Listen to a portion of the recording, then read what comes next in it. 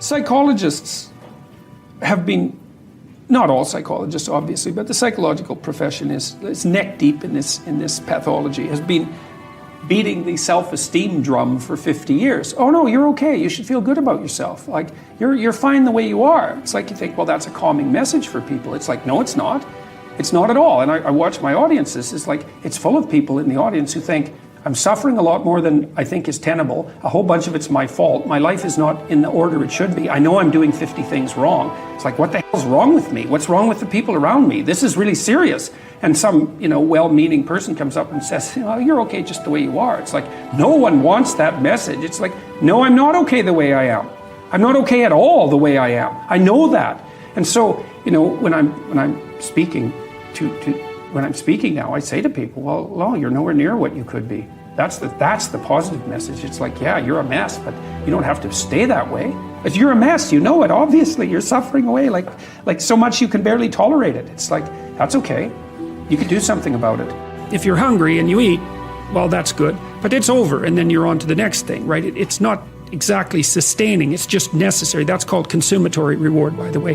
This other reward system is incentive reward. And the incentive reward system works on dopamine, this neurochemical dopamine, which is also the neurochemical tracks that opiates and cocaine and amphetamines, the drugs that people really like to abuse, alcohol often for some people, activate. And so you might say if you don't have enough meaning in your life, then you're more prone to addiction. And that's definitely the case, even with rats. If you take a rat, you put him in a cage by himself and he has nothing to do, and then you give him access to cocaine, he'll get addicted to the point where he won't do anything but take cocaine. But if you throw the rat back in with a bunch of other rats and he gets to do rat things, then it's very hard to get him addicted to cocaine. And so the purposeless rat is prone to addiction. Well, it's the same with human beings. Now, here's a corollary to that, which is really cool. So the magnitude of the reward you experience as you're moving towards a goal is proportionate to the importance of the goal. So that means the more important the goal you pick, the more possibility there is for the kind of reward, let's say, it's really a state of being that is life-affirming. And it is directly life-affirming in that, like if you're in a football game and it's an important football game and maybe you break a finger, and normally that's a problem. It hurts and you're going to stop doing whatever you're doing. But if you're right in the middle of the game, then you'll be so amped up on this reward system that it's analgesic. It stops the pain. It also suppresses anxiety. So if you have a purpose, then it's analgesic. It takes some of the pain out of life. It's very positive in that it motivates and energizes you and focuses you and makes you able to remember and pay attention. And it quells fear. And so those things are all direct. And so then you might think, well, what's the best possible goal? Well, and that's the purpose, I would say, of religious training and philosophical training. It's like, just what are you doing in the world?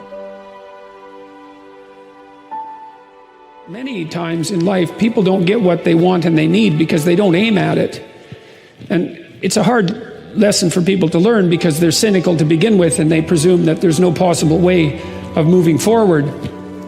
But it's not so unreasonable to assume that you're not going to hit what you don't aim at, or you're not going to hit what you aim at and don't shoot at.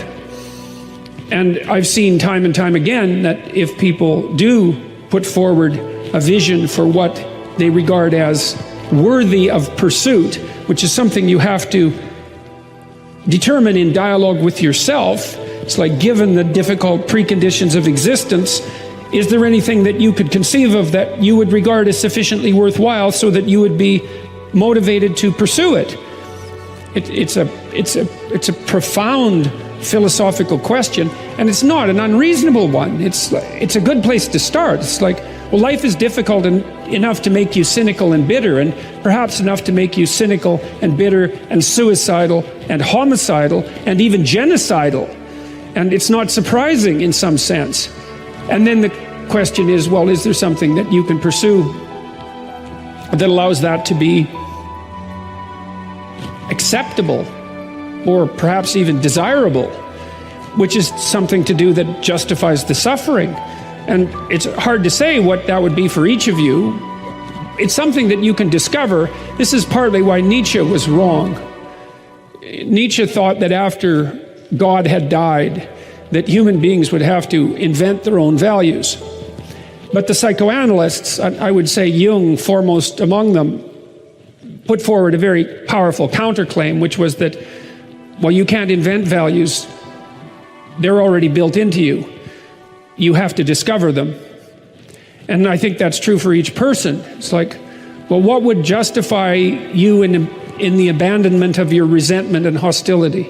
The next best predictor of lifetime success is conscientiousness. Well, so, and of the two aspects of conscientiousness, say orderliness and industriousness, the better predictor is industriousness. So the question is, well, what can you do about your industriousness?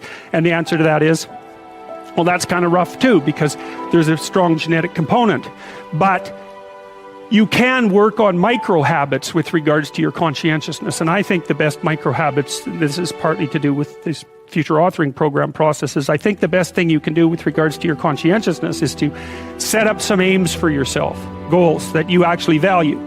And the future authoring program helps people do that. And basically it does a situational analysis of, it helps you do a situational analysis of your life more than a psychological analysis, I would say. And so the questions are something like, well, all right, you're going to have to put some effort into your life, and you need to be motivated to do that. And so what are the potential sources of motivation? Well, you could think about them in the big five manner. You know, if you're extroverted, you want friends. If you're agreeable, you want an intimate relationship. If you're disagreeable, you want to win competitions. If you're open, you want to engage in creative activity. If you're high neuroticism, you want security. Okay, so those are all sources of potential motivation that you could draw on, that you could tailor to your own, your own personality. But then there are dimensions that you want to consider your life across. And so we ask people about, well, if you could have your life the way you wanted it in 3 to 5 years, if you were taking care of yourself properly, what would you want from your friendships? What would you want from your intimate relationship? How would you like to structure your family? What do you want for your career? Well, how are you going to use your time outside of your job? And how are you going to regulate your mental and physical health, and maybe also your drug and alcohol use? Because that's a good place to auger down, because alcoholism, for example, wipes out, 5 to 10% of people. So you want to keep that under control. And then so maybe you develop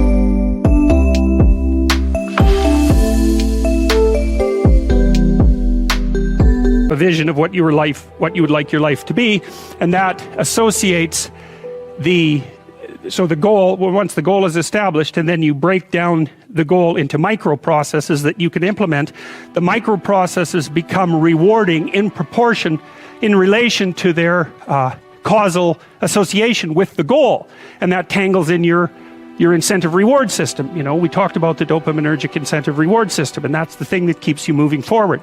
And the way it works is that it works better if it produces positive emotion when it can see you moving towards a valued goal. Okay, well, what's the implication of that? Better have a valued goal, because otherwise you can't get any positive motivation working out. And so the more valuable the goal, in principle, the more the micro processes associated with that goal start to take on a positive charge. And so what that means is, well, you get up in the morning and you're excited about the day, you're ready to go.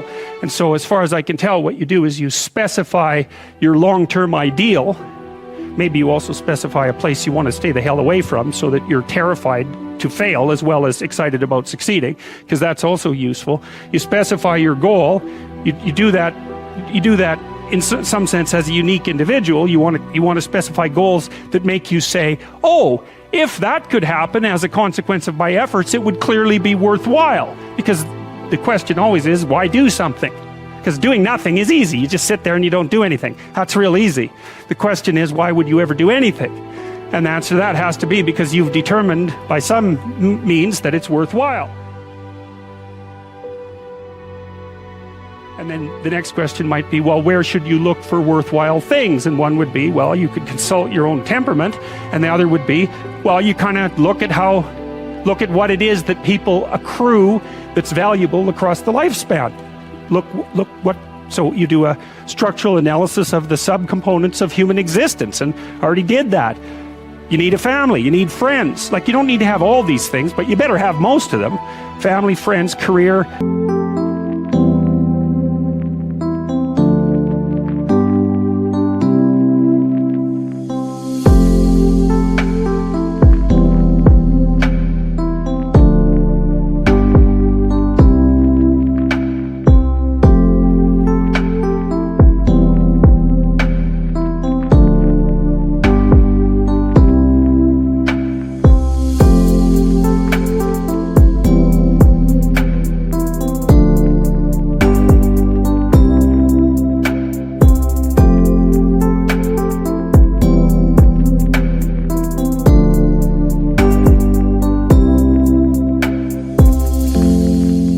Educational goals, plans for, time outside of work, attention to your mental and physical health, etc.